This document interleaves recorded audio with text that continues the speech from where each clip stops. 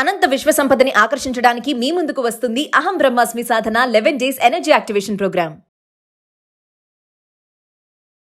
నమస్తే, welcome back to Suman TV. ప్రస్తుతం మనతో పాటు ఉన్నారు అనలిస్ట్ మందరి కృష్ణారెడ్డి గారు. నమస్తే సార్. నమస్తే అమ్మా.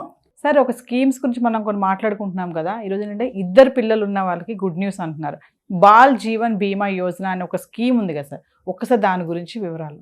సహజంగా పిల్లలు ఉన్నటువంటి వాళ్ళు వాళ్ళ భవిష్యత్తు ఏమిటి అనేది ఆలోచిస్తారు. తమ జీవితాల్లాగానే తమ పిల్లలు కూడా ఇబ్బందులు బాధలు ఎదుర్కోకుండా వాళ్ళ జీవితానికి ఒక భద్రత ఉంటే బాగుంటుంది, లేదా కనీసం వాళ్ళ చదువులకైనా ఇబ్బంది పడకుండా వాళ్ళు పెద్ద అయ్యేసరికి పెద్ద చదువులు చదువుకోవడానికి కావాల్సిన డబ్బన్నా ఉంటే బాగుంటుంది, ఆడపిల్లలు అయితే వాళ్ళ పెళ్లికి ఏదైనా ఉపయోగపెట్టే ఉంటే బాగుంటుందని రకరకాలుగా ఆలోచనలో ఉంటారు.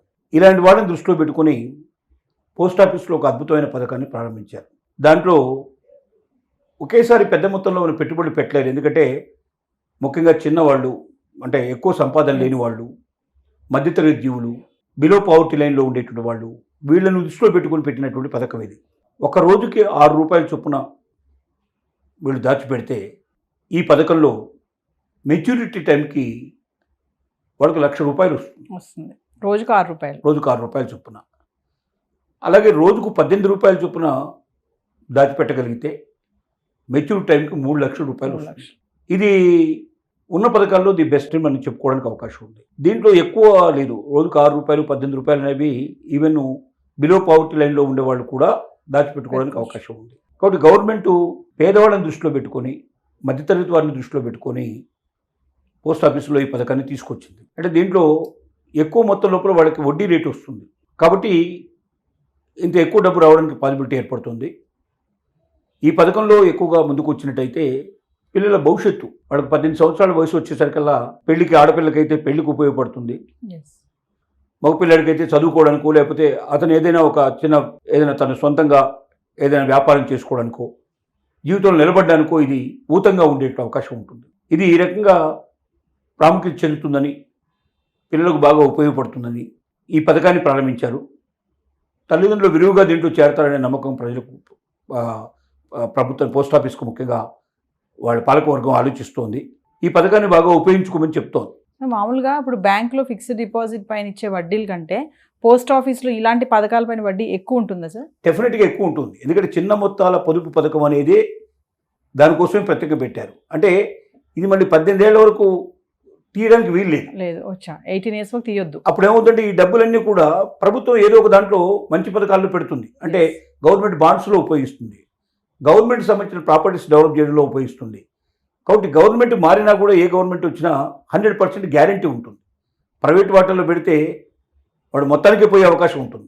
కానీ ఇది గవర్నమెంట్ పథకం కాబట్టి, పోస్ట్ ఆఫీస్ అనేది గవర్నమెంట్ కింద నడుస్తుంది కాబట్టి, ఇలాంటి పథకంలో వచ్చే డబ్బులన్నిటి కూడా పోస్ట్ ఆఫీస్ ఏం చేస్తుందంటే, ఏదైనా మంచి పథకాల్లో గవర్నమెంట్ సంబంధించిన దాంట్లో వీటిని ఇన్వెస్ట్ చేసి అక్కడ నుంచి మొత్తం వడ్డీలు సంపాదించి ఆ వడ్డీలోంచి తమ ఖర్చులు తీసేసి మిగతాదంతా కూడా ఇక్కడ ఇచ్చేస్తుంది. కాబట్టి ఎక్కువ వడ్డీ వస్తుంది.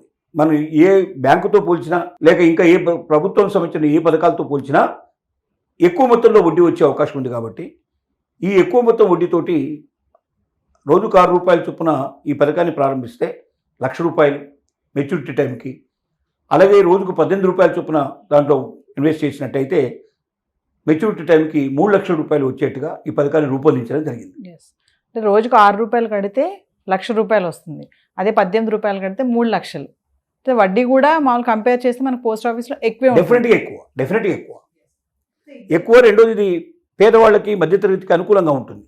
₹6 ₹18 ప్రతిరోజు ఒక కుటుంబం మొత్తం మీద కలిపి ఒక ₹18 రోజు వాళ్ళు నిల్వ చేసుకోవడానికి, సేవ్ చేసుకోవడానికి అవకాశం ఉంటుంది. కాబట్టి ఇది అందరికీ అనుకూలమైనటువంటి పథకం కింద చెప్పుకోవచ్చు. మామూలుగా పోస్ట్ ఆఫీస్లో ఈ స్కీమ్స్ని వినియోగించుకుంటున్నారు సార్? మామూలుగా పబ్లిక్ చాలా మ్యాక్సిమంగా లక్షల మంది ఉపయోగించుకుంటున్నారు. ఈ మధ్యకాలంలో ఇంకెక్కువైంది, ఎందుకంటే ఇప్పుడు పోస్ట్ ఆఫీస్ని బ్యాంక్ లాగా నిర్వహిస్తున్నారు. ఒకప్పుడు పోస్ట్ ఆఫీస్ అంటే ఉత్తరాలు ఇవ్వడానికి మాత్రం ఉపయోగపడేటువంటి దాన్ని తపాలా శాఖ అనేవాళ్ళు. పోస్ట్ ఆఫీస్ అంటే అది ఉత్తరాలు అనేది ఒక దృష్టి ఉంటుంది. ఇప్పుడు మొత్తం టోటల్గా మనకు విధానం అంతా మారిపోయిన తర్వాత, కొరియర్ సర్వీసెస్ వచ్చిన తర్వాత పోస్ట్ ఆఫీస్ ఉత్తరాలకు కాదు, పోస్ట్ ఆఫీస్ ఒక బ్యాంక్ లాగా మారిపోయింది. అక్కడ కూడా డిజిటల్ విధానం వచ్చేసింది. తర్వాత రోజువారీగా మనం డబ్బులు వేసేయచ్చు, తీసుకోవచ్చు, ఈ అవకాశాలన్నీ ఏర్పడ్డాయి. ఒక బ్యాంకు ఏ రకంగా అయితే నడుస్తుందో ఆ రకంగా నడుస్తుంది. కానీ ప్రభుత్వ ఆధీనంలో నడుస్తుంది కాబట్టి దాని ద్వారా ప్రజలకి ఎక్కువగా మేలు జరిగేటట్టుగా ఉండేట్టుగా ఆ డబ్బుని ప్రభుత్వ పథకాలకు ఉపయోగపడేట్టుగా ఇద్దరి మధ్య ఒక వారధిలాగా పనిచేసే పరిస్థితి తీసుకొచ్చారు. ఎస్. సో మామూలుగా పోస్ట్ ఆఫీస్ పథకాలు అనేవి బిలో పవర్టీ లైన్ వాళ్ళకి ఎక్కువ యూజ్ అవుతాయంటే అట్లా ఖచ్చితంగా చెప్పలేం, కానీ రిటైర్డ్ పర్సన్స్కి అలాంటి వాళ్ళకు కూడా చాలా ఉపయోగపడే అవకాశం ఉంటుంది. డబ్బుని దాచుకోవడం వల్ల ఎక్కువ కాలం నిలవబెట్టడానికి, అంటే రోజువారీగా వేసి తీసుకునే వాళ్ళకి పెద్దగా ఎక్కువ ఉపయోగం ఉంటుంది, కానీ దాన్ని కొంతకాలం ఒక 3 ఏళ్ళు 5 ఏళ్ళు 10 ఏళ్ళు అలా ఆ డబ్బును ఉంచుకోదలుచుకుంటే మాత్రం బ్యాంకు కన్నా ఎక్కువ వడ్డీ వచ్చే అవకాశం ఉంటుంది, ఎక్కువగా ఉపయోగపడే అవకాశం ఉంది.